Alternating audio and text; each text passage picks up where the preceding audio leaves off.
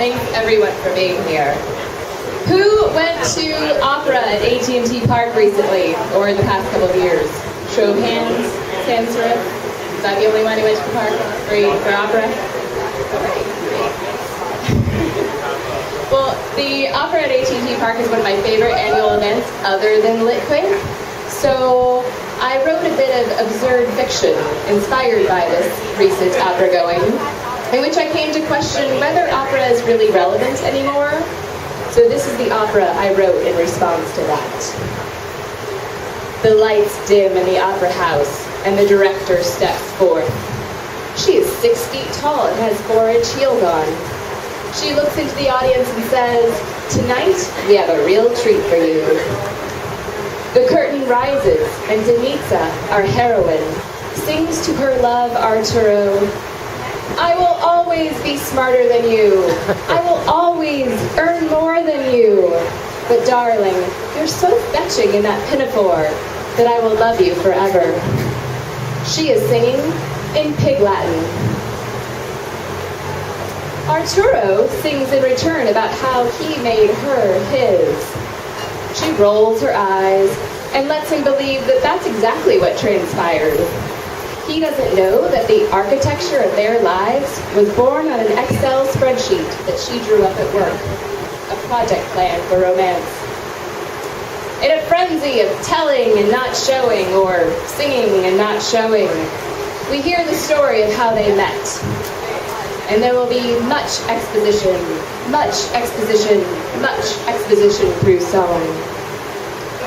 Arturo will be too busy singing his heart out about how he conquered the neighbor's nation. He won't take time to notice that she isn't listening, she isn't swooning. She is instead calculating the time it will take to make partner at the law firm, and how to break it to him that there will be no children. Their dogs dance in unified choreography around them, a complicated ballet of leashes and dog strollers.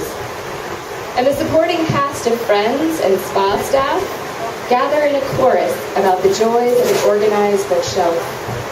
Their beautiful home sparkles around them.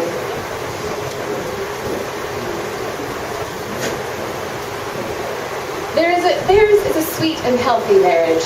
It works because both partners think they're in control. What they don't realize, of course, is that they are both wrong.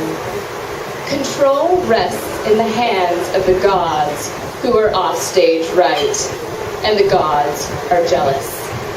They are jealous because the mere mortals have not spent even one moment thinking about them.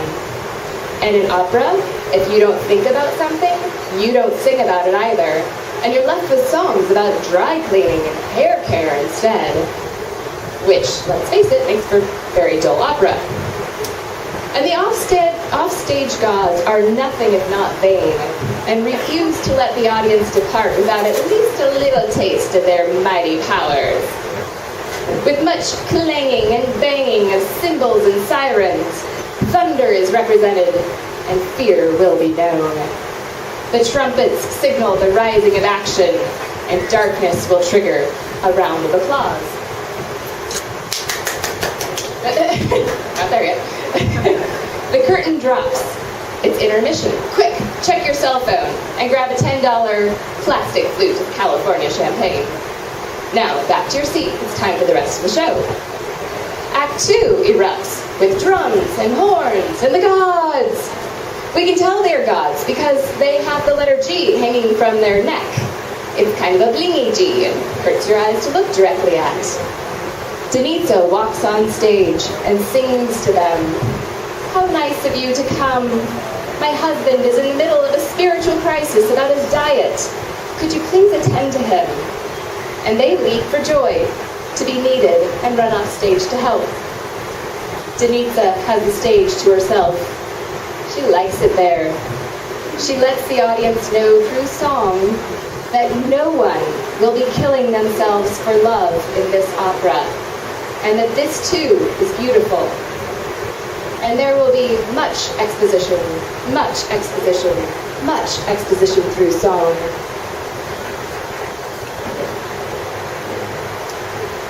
But what am I saying? Maybe we go to the opera to be transported out of the everyday grind of wheels in our head, and we don't actually want reality. Maybe stories of star-crossed lovers who kill themselves are good. Then their love is never really tested, right? Imagine an opera about paying bills and folding laundry and trying to make conversation for 40 years. The audience would focus their little binoculars elsewhere, training them on the dust caught in the chandelier above their heads. How do you make your own dreams come true while also having a day job at Wells Fargo? This is the opera I want to attend. Maybe opera can't answer that. Maybe there are no costumes to accompany songs about living the creative life. Maybe I'll have to stage my own. I'll be holding rehearsal soon. But back to the show. Arturo returns to the stage preaching macrobiotics and joins Denitza. He sings a proposal that they spend the night quietly in each other's arms watching Netflix. The curtain closes and the director appears through deafening applause. "Thank you for coming," she says. "We hope you'll join us next month for The Great Recession, an opera in 3 parts." Thanks.